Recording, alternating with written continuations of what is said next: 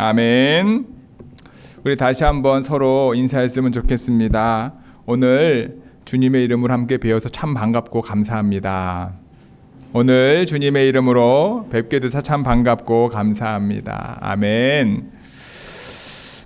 오늘은요 대림절 세 번째 주일입니다. 우리 첫째 주에는 희망의 주님, 둘째 주에는 사랑의 주님, 오늘은 기쁨의 주님, 그 주님께서 여러분과 저의 삶의 자리 가운데 함께 하심을 경험하는 우리 좋은게 모든 성도 여러분들이 되시기를 주님의 이름으로 축복합니다. 대림절기에 읽혀지는 말씀 중에서 시편 126편이 있습니다. 성전에 올라가는 노래 중에 하나입니다. 성전에 올라가는 여정 가운데서 하나님의 임재를 기다리는 마음으로 하나님의 백성들이 불렀던 노래입니다. 어떻게 보면 포로로 끌려갔던 하나님의 백성들이 다시 하나님의 성인 시온으로 돌아오는 것을 연상할 수 있는데요. 그들의 어떤 마음의 고백이 담겨 있는 말씀입니다. 그래서 이 시편 126편의 주제는 기쁨이에요. 그래서 오늘 기쁨의 주님을 기대하며 우리 126편의 말씀을 함께 읽어 보았으면 좋겠습니다. 우리 1절부터 6절까지인데 우리 한 목소리로 함께 읽겠습니다. 여호와께서 시온의 포로를 돌려보내실 때에 우리는 꿈꾸는 것 같았도다. 그때에 우리 입에는 웃음이 가득하고 우리 혀에는 찬양이 찼었도다. 그때에 문나라 가운데서 말하기를 여호와께서 그들을 위하여 큰 일을 행하셨다 하였도다. 여호와께서 우리를 위하여 큰 일을 행하셨으니 우리는 기쁘도다. 여호와여 우리의 포로를 남방 시내들 같이 돌려보내소서. 눈물을 흘리며 씨를 뿌리는 자는 기쁨으로 거두리로다. 울며 씨를 뿌리러 나아가는 자는 반드시 기쁨으로 그 곡식단을 가지고 돌아오리로다. 아멘. 여호와께서 시온으로 돌아오시면서 하나님의 백성들에게 주실 그 기쁨, 다시 오실 주님이 이 땅에 오셔서 그의 다시 오심을 기대하는 저와 여러분들 마음 가운데 세상이 줄 수 없는 참된 기쁨, 그 기쁨을 주시기를 원하고 그 주님만이 나의 참된 기쁨임을 고백하는 저와 여러분 모두가 되기를 주님의 이름으로 축복합니다. 일반적으로 여러분 무슨 일을 하며 사느냐가 사람들의 관심사입니다. 뭐 하냐? 그렇죠? 무슨 직장이냐? 나는 어떤 일을 합니다. 라고 내가 어떠한 일을 하고 그다음에 그 하는 일에 대해서 어떠한 대가를 받는지가 관심을 많이 두는 것이 요즘 세상이지요. 그런데 요한복음은요 무슨 일을 하는지보다 여러분 누구의 일을 하는지에 더 관심을 갖고 있습니다. 무슨 일을 하느냐의 기준에 따르면 여러분 가수는 어떤 사람이죠? 노래를 부르는 사람입니다. 그렇죠? 그 다음에 페인터, 그러니까 미술가는 그림을 그리는 사람이겠죠. 하지만 여러분 누구의 일의 관점에서는 같은 일을 할 수 있는 거예요. 무슨 얘기냐면 한 사람이 누군가에게는 그림을 그려달라고 부탁을 하고 누군가에는 노래를 불러달라고 부탁을 하면 그 두 사람은 비록 다른 일을 하지만 한 사람에 의해서 그 사람을 위한 일을 하고 있는 것으로 우리가 이해될 수 있는 거죠. 반대로 같은 일을 하고 있다고 생각할 수 있지만 다른 일을 할 수도 있는 거죠. 우리가 알고 있는 것처럼 이제 병원에서 하얀색 가운을 입고 있는 의사나 간호사나 병원에서 일하는 많은 사람들이 그들의 마음의 동기와 태도가 정말로 병든 사람들을 고치고 그들을 돕고자 하는 그 한 마음이면 상관없지만 어떤 사람들 같은 경우에는 그러한 선한 마음보다 자신이 이제 돈을 벌기 위해서 또는 여러 가지 생각을 가지고 일을 한다고 한다면 똑같은 병원에서 일을 한다 할지라도 다른 일을 하고 있다라고 우리가 생각할 수 있지 않겠는가. 하지만 우리가 함께 할 수 있는 것은요, 우리를 구원하신 예수 그리스도의 십자가의 사랑을 믿기 때문임을 기억하시기 바랍니다. 참된 기쁨을 주실 다시 오실 예수님을 기대하고 있기 때문에 우리가 한 믿음의 형제 자매임을 고백하는 저와 여러분 모두가 되기를 주님의 이름으로 축복합니다. 오늘은 요한복음에 등장하는 세례 요한에 대해 살펴보면서 이 세상 가운데 사는 그리고 하나님 앞에서 여러분과 저는 누구인가 라고 하는 제목으로 하나님의 말씀을 나누고자 합니다. 이 세상에서, 그리고 하나님 앞에서 우리는요, 첫 번째, 하나님으로부터 보내심을 받은 사람입니다. 따라할까요? 하나님으로부터 보내심을 받은 사람이다. 6절 말씀 함께 읽겠습니다. 시작. 하나님께로부터 보내심을 받은 사람이 있으니 그의 이름은 요한이라. 아멘. 오늘 본문에 두 종류의 사람이 등장합니다. 하나님에 의해 보내진 사람하고 예루살렘에 있는 유대인들로부터 보냄을 받은 제사장과 레위인들입니다. 즉 요한을 움직이게 한 것은 하나님이시고요, 제사장과 레위인들을 움직이게 한 것은 예루살렘에 있는 유대인들입니다. 존재하고 행동하고 말하는 사람은요, 그러니까 우리는 쉽게 말하면 자신이 알든 모르든 누군가로부터 보냄을 받은 사람들이다라고 요한복음은 이해하고 있는 거예요. 그리고 누구의 보냄을 받았느냐에 따라서 그 사람이 어떠한 존재인지를 드러내는 겁니다. 누가 나를 보냈는가를 아는 것은 곧 나를 이해하는 것이고 나의 존재의 이유가 되어야 된다는 거죠. 그리고 이것에 따라 내가 무엇을 해야 할지가 결정이 되는 겁니다. 보냄을 받은 사람이라면 그는 자신을 보낸 이의 일을 해야 되는 거지요. 내 일이 아니라. 여러분들을 이 땅에 보내신 분은 누구라고 생각하십니까? 여러분들 이곳에 있게 하신 분은 누구라고 여러분 생각하십니까? 여러분들을 삶의 자리인 가정이나 직장이나 사업장이나 학교, 여러분들이 거하는 곳곳마다 보내시는 분이 누구라고 생각하십니까? 제가 가끔 말씀드리지만 중국의 최장수 대사로 있었던 김하중 장로님이 그의 강의를 통해서 여러 번 이야기를 합니다. 그가 썼던 책이 뭐예요? 하나님의 대사라고 하는 책이죠.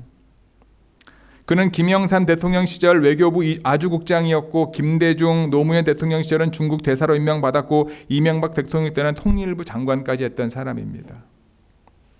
그가 중국 대사로 있을 때 많은 일들이 있었죠. 근데 많은 일들 속에서 이 김하중 장로님이 늘 본인이 하나님 앞에서 기도했습니다. 내가 비록 대통령에 의해서 파송된, 대통령에서 보내진 중국 대사이지만 나는 누구다라고 고백합니까? 나는 하나님의 대사다라는 거예요. 그래서 그는요, 대통령의 어떤 명령에도 순종했지만 늘 그 안에서 하나님이 원하시는 것이 무엇인지 묻고 그 안에서 하나님이 원하시는 뜻을 순종하기를 바랬던 사람입니다. 특별히 사스로 한참 중국이 난리 났을 때 모든 이들이 다 철수하라고 했지만 이 김하중 대사 같은 경우에는 기도하면서 하나님이 철수하지 말라는 마음을 주셔서 대사관 직원들의 반대도 있었지만 철수하지 않고 그곳에서 자신들의 임무를 수행을 합니다. 결국 사스가 사라지고 난 이후에 끝까지 자리를 지켰던 한국 대사에 대해서 중국이 좋은 선한 의도를 갖게 되어지고 한국에 좋은 신뢰의 관계가 회복되었다라는 이야기가 있습니다.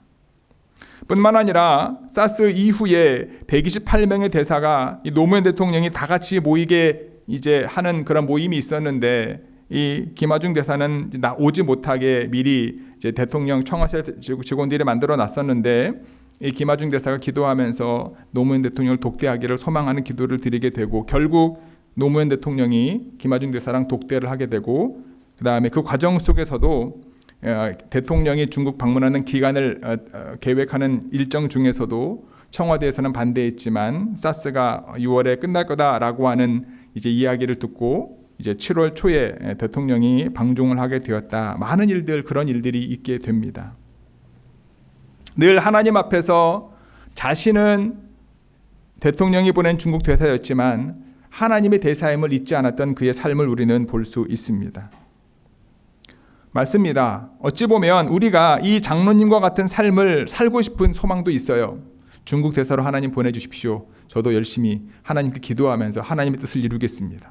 내가 어느 기도하면서 본인의 전문 분야 가운데서 어느 정도 위치에 하나님 세워주시면 내가 열심히 기도하면서 하나님의 대사로서 열심히 살겠습니다. 이런 소망을 품는 거 저는 좋다라고 생각을 합니다. 그런데 오늘은요, 그 위치보다도 그가 했던 고백, 나는 하나님의 대사다라고 하는, 대통령이 보낸 중국 대사였지만 중국 대사로서의 삶보다 나는 이곳에 하나님이 나를 보내셨다라고 하는 하나님의 대사라고 하는 정체성을 깨닫는 것에 우리의 마음을 둘 수 있는 저와 여러분 모두가 되기를 주님의 이름으로 간절히 축복합니다. 나는 누구인가라는 거예요. 나를 보내신 분은 누구인가라는 거예요. 내가 지금 무슨 일을 하는지 중요하지 않습니다. 대사만 대해야지 그곳에 하나님이 보낸 것이 아닙니다. 저와 여러분의 삶의 자리 가운데 하나님이 보내셨다라는 거예요. 여러분은 하나님께로부터 보내심을 받은 하나님의 대사임을 잊지 않기를 바랍니다. 우리가 알고 있는 것처럼 대사는요, 대통령의 권한을 부여하고 난 다음에 그 나라에서 가장 높은 위치에서 결정을 내리는 역할을 하지 않습니까? 하나님께서 저와 여러분들을 이 땅에 보내셨고 우리의 삶의 자리에 보내셨습니다. 하나님은 말씀을 통해 우주 모든 만물을 만드신 창조주 하나님이십니다. 하나님께서는요, 생명의 빛을 피조물 가운데 두셨다. 요한복음 1장에 나옵니다. 이 세상에 어떠한 것도 그 빛을 끌 수 있는 존재는 없다. 좋은 교회 성도 여러분, 저와 여러분들 가운데 생명의 빛을 두신 여호와 하나님께서 저와 여러분들을 이 세상에 보내셨고 지금 우리의 삶의 자리 가운데 보내셨음을 믿으시기 바랍니다.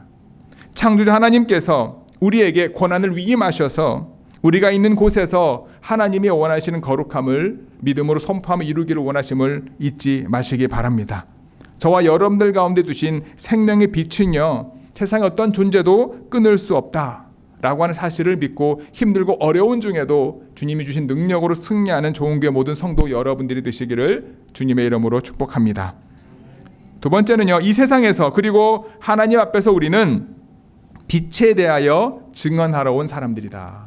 같이 읽어볼까요? 시작. 빛에 대하여 증언하러 온 사람들입니다. 7절 8절입니다. 함께 읽겠습니다.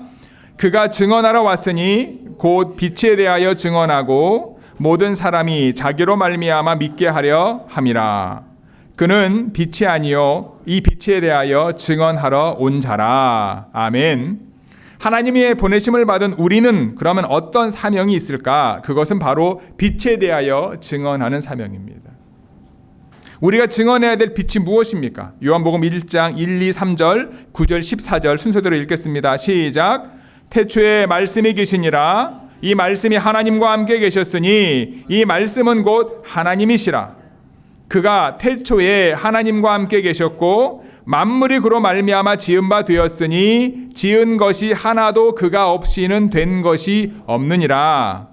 참빛 곧 세상에 와서 각 사람에게 비추는 빛이 있었나니 말씀이 육신이 되어 우리 가운데 거하심에 우리가 그의 영광을 보니 아버지의 독생자의 영광이요 은혜와 진리가 충만하더라. 아멘. 우리가 증언해야 하는 빛은요, 참빛입니다. 하나님과 함께 계셨다가 인간의 몸으로 이 땅에 오셔서 우리 가운데 거하시며 각 사람에게 비추셨던 예수 그리스도, 그분임을 기억하시기 바랍니다. 세례 요한은요, 예수 그리스도에 대해서 증언했습니다. 다른 복음서에 비해서 요한복음은요, 증언하다, 증언이라는 말을 여러 번 반복해서 사용합니다. 14번이나 사용합니다. 그래서 요한복음을 다른 말로 증언자들의 책이다라고 말하는 분들도 있어요. 부활하신 예수님께서 제자들에게 오셔서 뭐라고 말씀하십니까? 아버지께서 나를 보낸 것 같이 나도 너희를 보낸다. 그리스도의 보냄을 받은 사람들은 제자들 역시 증언자의 삶을 살게 된 거죠. 세례 요한은 6개월 먼저 이 땅에 태어났습니다. 예수님보다. 그렇죠? 예수님께서 자기보다 먼저 계셨음을 선포합니다. 그럼에도 불구하고 충만한 은혜와 진리를 우리에게 주시는 독생 예수 그리스도를 통해서 하나님께서 자신을 드러내셨다. 요한복음은 그렇게 우리에게 말하고 있어요. 세례 요한의 삶이 예루살렘에까지 소문이 나서 그곳에 있는 많은 사람들이 세례 요한 주변으로 모여들었습니다. 그에게 세례를 많이 받았습니다. 주변에 많은 사람들이 있었습니다. 제사장들과 레위인들도 그곳에 보내졌습니다. 그들이 기다리고 원했던 그리스도, 그들이 기다리고 원했던 그들을 구원할 수 있는 로마의 압정에서 구원할 구원자임을 알기 원했던 겁니다. 세례 요한은 자신의 정체성을 드러내는 것을 숨기지 않았습니다. 뭐라고 이야기합니까? 나는 그리스도가 아니다. 자신에게 몰려들었던 수많은 사람들, 그들로부터 얻게 되는 많은 관심들에 관심을 두지 않고 자신을 보내신 하나님의 뜻과 하나님의 사명이 그 안에 가득 차 있었다라고 하는 사실입니다. 하나님의 독생자 예수님께서 인간의 몸으로 이 땅에 오셨습니다. 모든 피조물의 근원이 되시는 주님께서 이 땅에 오셨지만 세상은 그를 알지 못했다. 요한복음은 말합니다. 자신의 땅에 오셨지만 자기 백성들이 영접하지 않았다라는 거죠. 하지만 영접하는 모든 이들에게는 하나님이 무엇을 주신다 말합니까? 하나님의 자녀가 되는 권세를 주시겠다. 분명히 말씀하셨죠. 이 권세는요, 혈통이나 육정, 사람에게 태어난 것이 아니다. 하나님께로부터 온 것이다. 분명히 말합니다. 즉 예수님을 그리스도로 영접하는 모든 이들에게 하나님의 자녀가 되는 권세를 차별 없이 주시는 거죠. 참되시신 예수 그리스도 그리고 다시 오실 예수님을 증언하는 일을 우리에게 맡기신 거예요. 예수님이 그리스도이심을 믿는 하나님의 자녀들에게 권능과 권세를 주셔서 그것을 증언할 수 있도록 우리에게 그 일을 맡기신 것인 거예요. 이것을 위해 우리가 이 땅에 보내졌고 우리의 삶의 자리 가운데 보내졌음을 잊지 않는 저와 여러분 모두가 되기를 주님의 이름으로 축복합니다. 가깝게는 여러분들의 배우자에게, 자녀들에게, 친척들에게 또는 나와 관계된 모든 이들에게 내 삶을 통해 예수가 그리스도이심을, 이분만의 찬 비침을 믿음으로 드러낼 수 있는 하나님의 거룩한 자녀로서 삶을 사는 저와 여러분 모두가 되기를 주님의 이름으로 축복하고 기도합니다. 세 번째는요, 이 세상에서 그리고 하나님 앞에서 우리는 광야에 외치는 소리다라는 겁니다. 함께 읽어볼까요? 시작. 광야에서 외치는 소리입니다. 우리 22, 23절 읽겠습니다. 또 말하되 누구냐? 우리를 보낸 이들에게 대답하게 하라. 너는 내게 대하여 무엇이라 하느냐? 이르되 나는 선지자 이사야의 말과 같이 주의 길을 곧게 하라고 광야에서 외치는 자의 소리로라 하니라. 아멘. 제사장들과 레위인들은요, 자신을 보낸 사람들이 원하는 대답이 필요했습니다. 그래서 세례 요한에게 뭐라고 묻습니까? 네가 누구냐? 그리스도냐? 엘리야냐? 선지자냐? 라고 묻습니다. 이사야 61장에 그리스도가 올 것이다 라고 하는 예언, 그리고 말라기서에 엘리야가 보내질 것이다 라고 하는 예언, 뿐만 아니라 신명기에 모세와 같은 선지자를 세우겠다라고 하는 하나님의 약속의 말씀을 근거해서 이스라엘 백성들, 특별히 유대인들은요, 엘리야와 같은 그리스도와 같은 구원자, 모세와 같은 사람이 올 것을 기대했던 것이 사실이죠. 그래서 묻는 거예요. 네가 엘리야냐, 그리스도냐, 아니면 모세와 선지자냐라고 묻는 거죠. 당시 유대인 중에는 자칭 메시아로 주장하면서 사람들을 모아들이던 사람들이 있었습니다. 랍비나 지도자, 예언자로서 명성을 얻는 이들 가운데서도요, 엘리야와 모세처럼 행동하고 가르치는 이들도 있습니다. 여러분들은 모르지만 이스라엘에서 가장 영향력 있는 사람이 여러분 총리도 아닙니다. 누군지 아세요? 랍비들입니다. 랍비들 중에서도 예언자 반열에 서 있는 존재가 있습니다. 그들의 영향력이 지대하다라고 합니다. 그만큼 아직도 그들은 그걸 기다리고 있는 거예요. 그래서 세례 요한에게 묻는 거예요. 왜냐하면 여태 경험했던 다른 사람들, 심지어 이제 예수님이 앞으로 어떻게 행하실지 모르기 때문에 세례 요한에게 묻는 거지 않습니까? 당신이 바로 그 사람이냐? 세례 요한은 주저없이 뭐라고 이야기합니까? 아니다. 우리가 살다 보니까, 그렇죠? 요즘 이때뿐만 아니라 지금도 한국이나 미국이나 전 세계에서 자신이 뭐라고 이야기하는 사람이 많습니까? 내가 하나님의 아들이다. 내가 그리스도다. 정말 안타까운 건 뭐냐 하면 그걸 믿고 그 밑에 들어가 사는 사람들, 자신의 모든 것들을 팔고 그들을 따르는 사람들이 있다라는 거죠. 이와 같이 내가 누구로부터 보냄을 받았는지가 중요한 거예요. 세례 요한은 자신을 보낸 분이 누구라고 믿었습니까? 하나님이신 걸 분명히 믿었고, 그렇기 때문에 하나님이 나를 보내신 그 이유, 그 사명에 대해서 가감없이 분명히 드러내기를 원했다라는 거예요. 세례 요한은 이사야 40장 말씀을 인용하면서 뭐라고 말합니까? 나는 주의 길을 곧게 하라고 광야에서 외치는 자의 소리다. 여러분, 소리는요, 존재가 아니죠. 소리는 선포되어지는 순간 사라집니다. 그렇죠? 소리는 존재의 목적이 아니라 전달되는 게 소리의 목적입니다. 뜻만 전하고 존재하지 않는 것이 어찌 보면 소리입니다. 소리는 증언자인 요한 자신의 정체를 표현하기에 적절한 표현인 것 같습니다. 사람들은 그들 가운데 계시는 예수님을 알지 못했습니다. 하지만 세례 요한은 뭐라고 말씀합니까? 예수님께서 오시는 것을 보시고 보라, 세상 죄를 지고 가는 하나님의 어린 양이로다. 내가 전에 말했던 내 전에 말했던 사람이 이 사람을 가리킵니다 라고 요한복음 1, 2, 3장을 보다 보면 예수님을 향해서 세례 요한이 했던 말을 우리 여러분들이 찾아볼 수 있을 겁니다. 그 후에 자신을 따르던 제자들을 예수님께로 보내지 않습니까? 그래서 예수님의 첫 제자들이 되지 않습니까?